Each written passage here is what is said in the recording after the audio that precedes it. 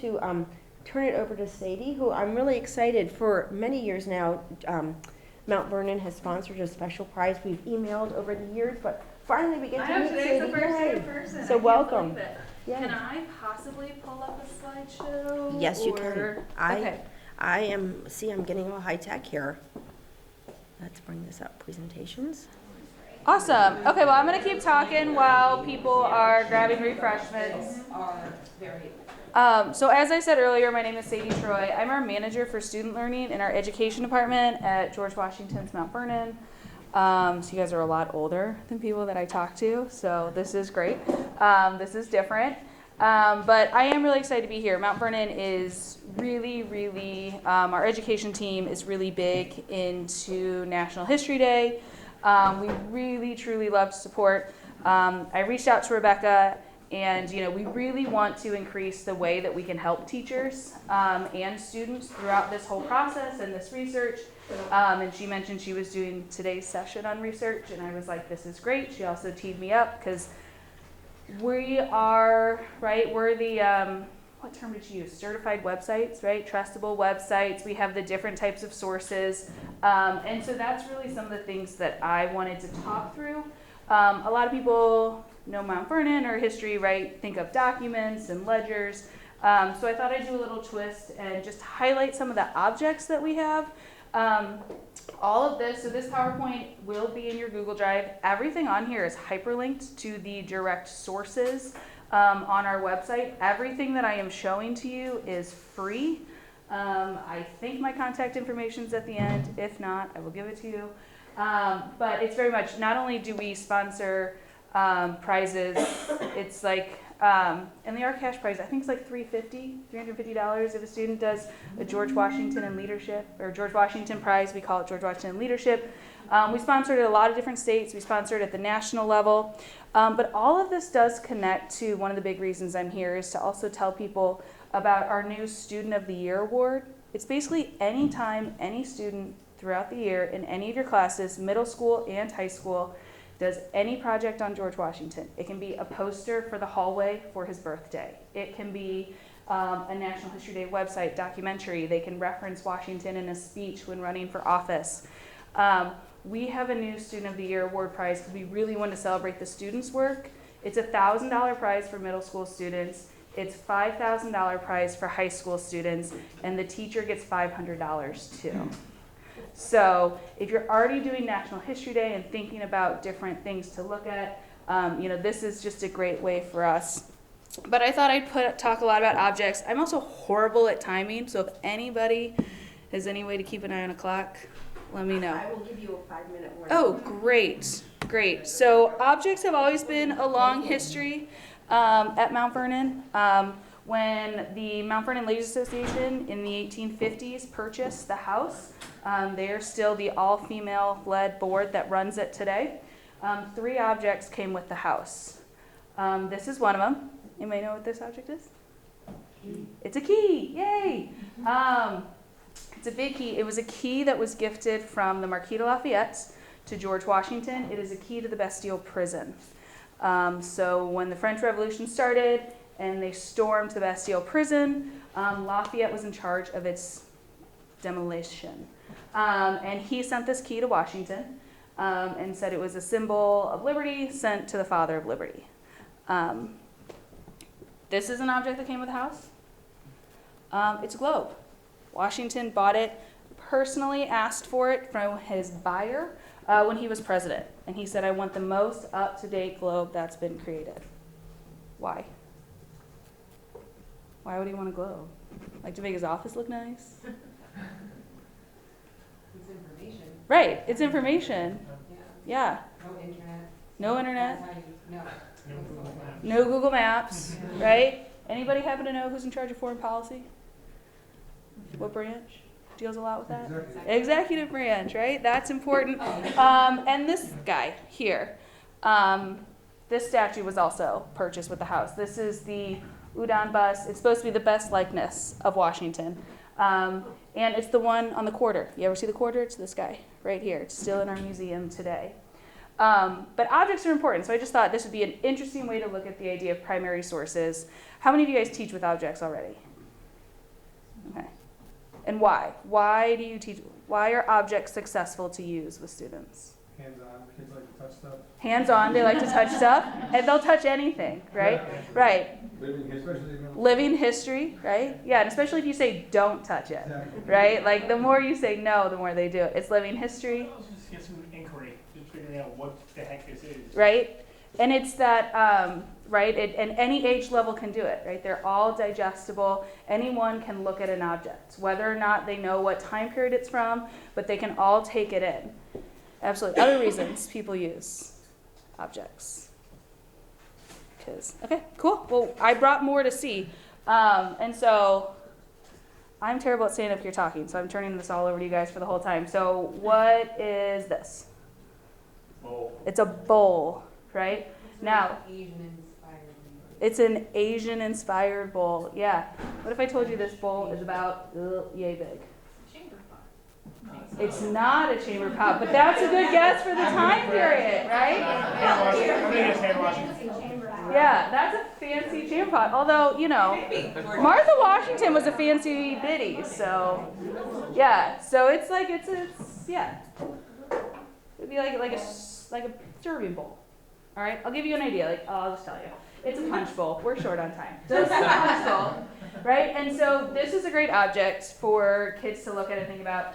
And when we were talking about sources, one thing, like we love objects for the idea of multiple perspectives. We were just having that full discussion on it. What multiple perspectives or how these can be brought in through ideas. So looking at this one punch bowl, right? There are so many different perspectives. You already said it's Asian inspired, right? So now we're thinking about, okay, well, the perspective of who made it and where they made it. It's George and Martha Washington, so who's using it? What are other perspective ideas that we can come and be thinking about and asking ourselves questions just from this one object? Trade. What? Trade. Trade, right? How did this get here? How did it get here? Absolutely, trade. Yeah. Who was serving from it? Is the person using it the same person serving from it? Is the person using it the same person cleaning it? That's a really good perspective. What's its value? What's its value, right? How can everybody buy this? Or can nobody buy it, right? That's a really great perspective. What's it worth now? What's its worth now? Like, it's all about today and the relevancy with it. Absolutely. What about what it's like, what goes in it, right? So, like, if it's a punch bowl, what kind of punch are they making 200 years ago? Rum, right? We're looking at some rum punch. Where's rum made? Caribbean, right? Where are they getting the sugar from those plantations, right? Who's making it? And then, if they're serving it and it's a big fancy event, how skilled are the people making the punch, right? So just one object, looking at that kind of inquiry, right? Bringing up those questions. Objects are so good with that. Again, this is hyperlinked in our collections. This is a horrible image, but good morning, right? Yeah, who said that? Right? Like, another great thing about objects is the emotional response they immediately give us, right? Whether it's something like, with this, or like, you know, something fond from a memory or a childhood. And so, like, looking at this, how many people would take this off the screen and put it in their mouth? and want to walk around all day having this as their jaw. What would this feel like? That is, sorry, terrible picture, but, right? So metal, steel, all around. You got screws or springs on the side. You got a nice little wire sticking right out. How is this going to feel? Right? Is it going to hurt like hell? Is it going to be like, it's okay? It's gonna hurt. It's going to hurt, right? It's going to hurt. Those are springs. What do springs always want to do? Open. They want to open. So when you're chomping, it's pushing down. So when we look at this, and we do love objects, like here's a document, paired with this object. And look at this quote. I would think, this is Washington to John Greenwood, his dentist. I would thank you for returning them as soon as possible, for although I now make use of another set, they are both uneasy in the mouth and bulge my lips out in such a manner as to make them appear considerably swelled. Nowadays, he'd be really attractive. Right. I mean, he's got the big, I mean, you know, it might be something to look at, but how many of you see this and be like, yes, that's very uneasy in the mouth, right? Like, what type of, right, emotions can we get from this object a lot better than proper George Washington left us in writing, right? So by looking at this. And pairing documents with objects is really important, and sometimes that object is just really that great intro, right? To use that to grasp things, but then build off of it. So this is the final object. I swear I'll stop doing these routines with you guys. But here's the last one I have. Note, like, what are some features of it that you're noticing? It's like the end of a butter knife. It looks like the hand. Okay. What makes you say that? Just what I said it looks like the end of a butter knife. Okay. The end of a butter knife? Okay. Or the blade of just the way it's shaped. Yeah, like, right? So you're talking about on the other side, right? Yeah. That looks like a butter knife, yeah. Other things. Is this a stirrup with a strap on it? So, and what do you see that makes you say that? The shape of it makes it look. The shape they make, right, so the end. So you're seeing, so there's definitely something that, like, something goes into at that end. Is it almost like a scissor? It is a scissors. It's a scissors. Well done. So that's a scissors. So that's the holding end. This is the sharp end. And I should tell you, these scissors are about yay big. I'm really mathematical with my sizes. They're about yay big here. Okay. So what are scissors used for? Cutting. And that's a really great, perfect answer, right? They're used for cutting, and they can be cutting Hair, cloth. cutting hair, cutting cloth, cutting everything. Probably picking stuff out of the teeth. Picking stuff out of teeth. We just saw, like, you gotta dig in there, right? Those aren't easy teeth. Yeah. You're gonna cut that wire at the end. Right, yeah, you wanna snip that metal off. So these are scissors, and I'll give you some background information. So they were found in a trash pit called a midden that was in the base of a building that was called the House for Families. So this was a large house where enslaved people who were forced to live and work at Mount Vernon's mansion farm, so the farm that dealt a lot with the industry at Mount Vernon and the domestic side of Washington's family, this was found in that trash pit there. They could be used for hair, they could be used for sewing, but when we start pairing these objects with further documents that we have, we're able to also pull a little bit more information. So this is a document, this is from Washington's ledgers, so his farm book, and you can see, right, where it says Like the tongues? taste at Muddy Hole to buy scissors to cut the tongues of young children. Oh, what does that mean? Are they talking like tongue-tied? They are talking tongue-tied, but why did you all go bad at first, right? Like, it's that whole connotation. But to pull that, right, that, like, why are we cutting off kids' tongues or what's going on? But another document we can pair it and look at, this is a letter from George Washington to his overseer. No. Yes, this is from George Washington, his overseer. If we take it even further, we have Kate referenced again at Muddy Hole, and she's asking through her husband to the overseer, who's then going to George Washington, to be a granny. And a granny is another name for a midwife. And so now we're seeing that, that cutting the tongues of children, tongue-tied, still thing today, but right, they use a quick little laser, zoop, zoop, you're done. That's what it was for. And so now we're able to pair that object, but with these documents to get a little bit more information from it. and kind of build on that and learn things that we didn't know. And so all of these, how are we doing on time? Oh, good, 4 minutes.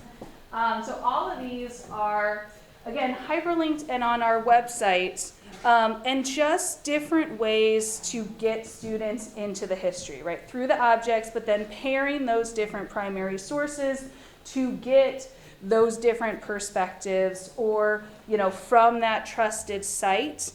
We also have on our website, so I just showed you all of that about Kate.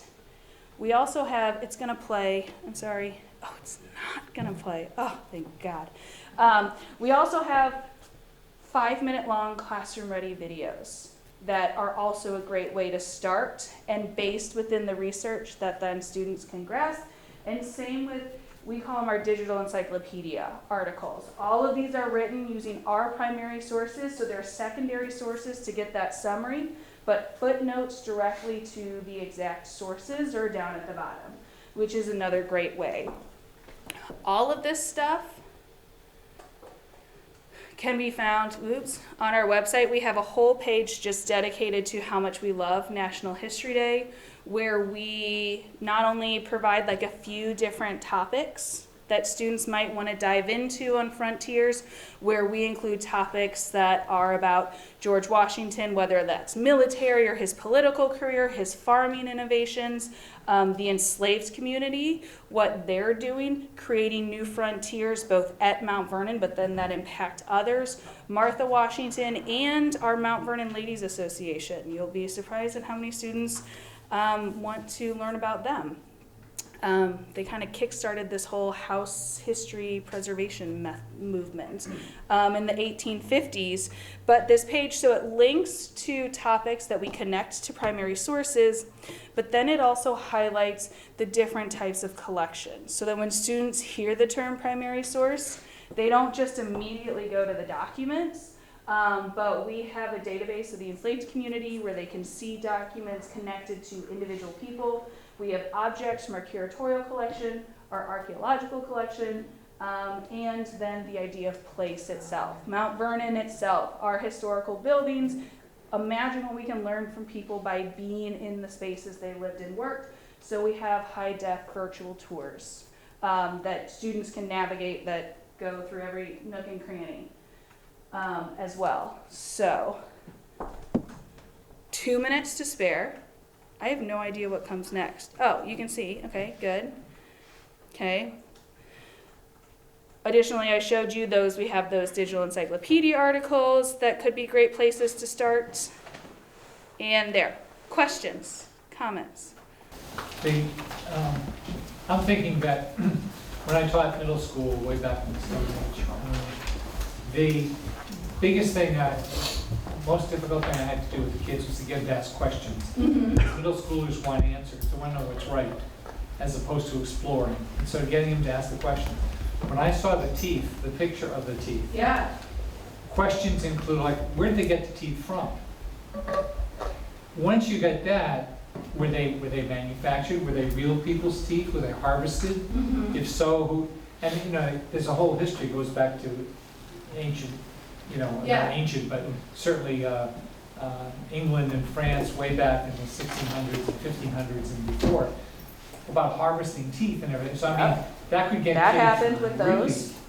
really into it, whereas looking at the document wouldn't necessarily. Right, or So there are look at different ways to pull it out, right? But look at the object first, then Yes, the document. and then It's a great way to do it. How many of you, have any of you heard of Harvard's Project Zero?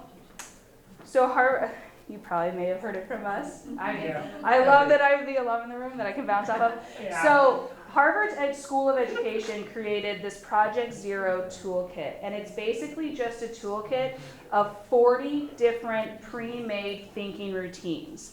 They're 3-question thinking routines, and they are just, and they are for pulling out different perspectives, pulling out different ways to analyze, pulling out different connections. There are some great ones like parts, perspective, and me. What are the parts of this object? What are different perspectives of people that used it, and how does it connect to me and my world?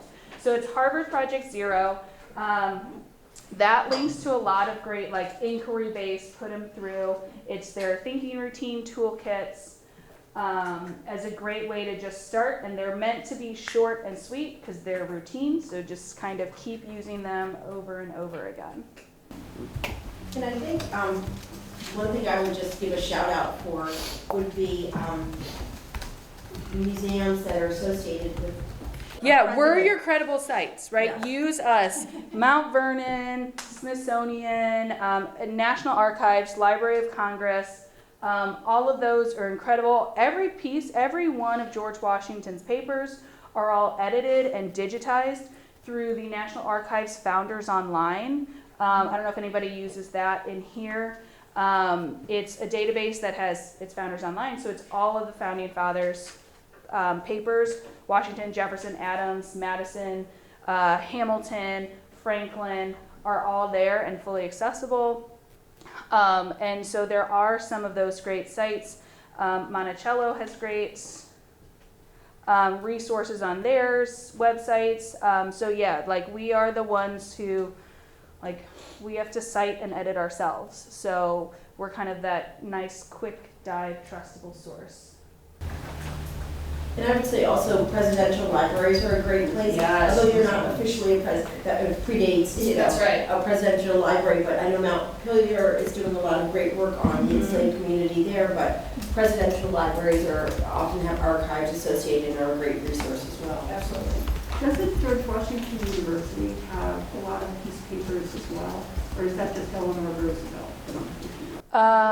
Yeah, they're like the National Archives really has a very large chunk. It's University of Virginia that actually has his. They run the George Washington papers kind of from that institution, so they have a lot. But George Washington University has great museum collection to look at as well too. That has other objects and pieces. Well, Sadie wins the prize for the farthest to come for a presenter, so let's throw a round of applause. Connecticut in the fall, like I'd come here for 5 minutes, so I was very excited to do it. Awesome, thank you. Yeah.